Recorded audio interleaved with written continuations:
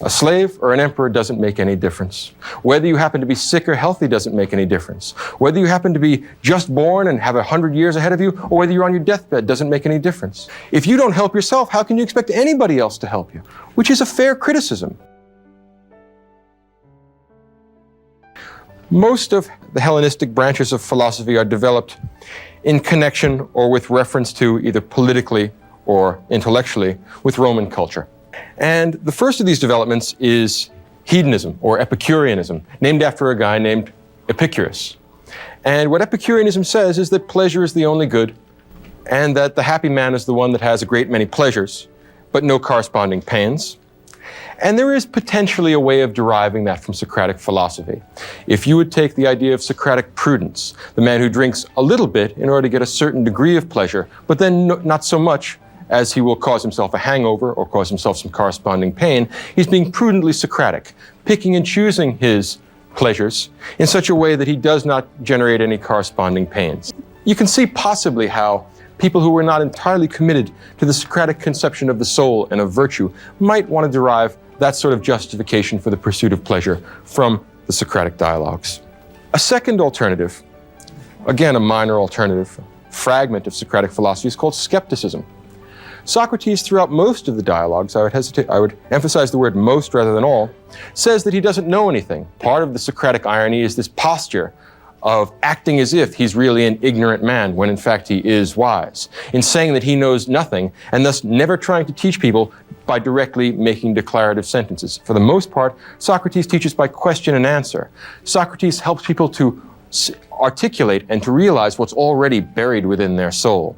When Socrates does that, when he's in that skeptical mode, he says, I myself know nothing, all I do is inquire into things. I'm the eternal inquirer. I'm the patron saint of rational inquiry. And it's possible to see, particularly within the context of the Roman Empire, how skepticism might develop from that Socratic stance of knowing nothing. No one really knows the right path. No one even knows if there is a right path. The best we can do is say that the pretensions made by the various schools of philosophy are just that, pretensions. Skepticism, while it may be rather negative, is at least right. We can be certain about what we do not know. And it's possible to see how someone, especially someone that was terribly frustrated with the attempt to obtain final, absolute knowledge, might resort to skepticism as a kind of easy way out, a way of avoiding the burden of Socratic inquiry. The third and most important development in Hellenistic philosophy is called Stoicism. And Stoicism is probably the greatest and most interesting achievement of the Hellenistic philosophers.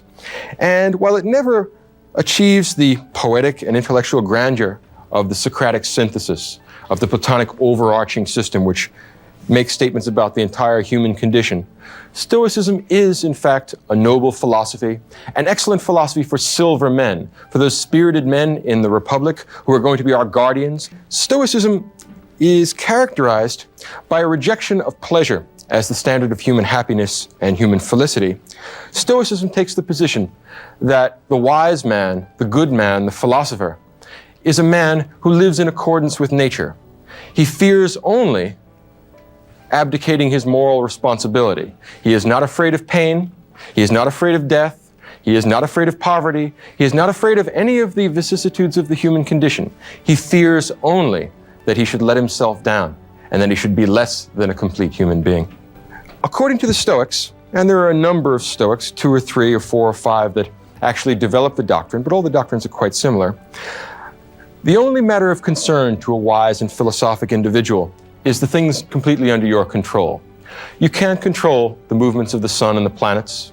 You can't control whether a leaky ship sinks or makes it to port. You can't control the weather. You can't control other people. You can't control the society around you. There's only one thing and one thing only that you are in control of, and that is you.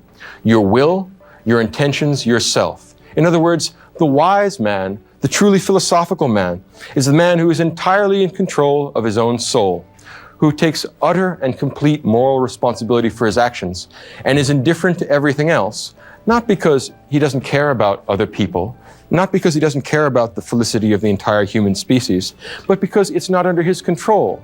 There's no use wondering or worrying about what tomorrow will bring, since tomorrow isn't under your control. Do what's right today and let tomorrow take care of itself. The Stoic philosopher is the man who has liberated himself from fear. He's not afraid of death. He's not afraid of pain. He's not afraid of other people's dismissal as a fool. The only thing he cares about is that he should meet his moral obligations. Ralph Waldo Emerson once said that greatness is the perception that virtue is enough, which is an elegant and beautiful line. And he might well have stolen that from one of the Stoics, because all of the Stoics basically believe that. Virtue, moral virtue, an organized soul which pursues rationally the ends which are good for all human beings. That's the Stoic conception of virtue. They finally understand their greatness consists in the fact that they perceive that virtue is enough. We do not need wealth. We do not need sexual gratification. We do not need life itself. If moral virtue tells us that we must die in the pursuit of some good end, the protection of our family, the protection of our home, the protection of the innocent, in the doing of right, nothing should be spared, not even our lives. The Stoic wise man is a man who has trained his soul, trained his mind, so that he is not afraid of apparent evils. He is only afraid of real evil. He is afraid of losing control of his soul. He is afraid of being a slave to lust, to desire, to emotion. The Stoic man is the honorable philosopher, the man who stands at his duty and is steadfast and serious-minded.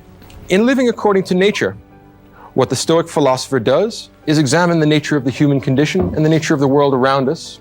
He discerns his position in nature, he discerns the kind of creature that he is, and he lives in such a way as not to disgrace himself, as not to be less than what he truly could be.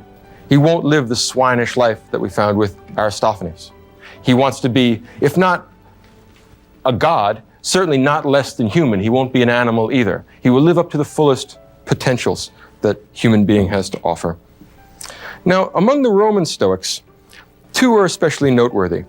One is Epictetus, and one is Marcus Aurelius. And one of the wonderful ironies about the history of philosophy is that Epictetus was a slave and Marcus Aurelius was an emperor.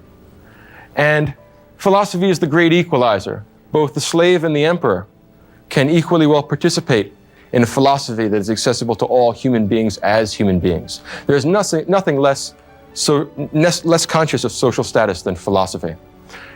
A wise man, a man who is disciplined, in control of his motions, and follows the way of nature, can be a good man no matter what his position in the social structure is. He is not responsible for the social structure, and it is not his problem. If the gods or nature or whatever is controlling the world makes you a slave, then be a good slave. If God or nature or whatever is controlling the world makes you an emperor, then be a good one. Your job is not to disgrace yourself and live up to the highest potentials of human being. The most interesting of the Stoics is Marcus Aurelius. Lord Acton, the great English philosopher and historian, once said that power corrupts, and absolute power corrupts absolutely. And that's generally speaking true.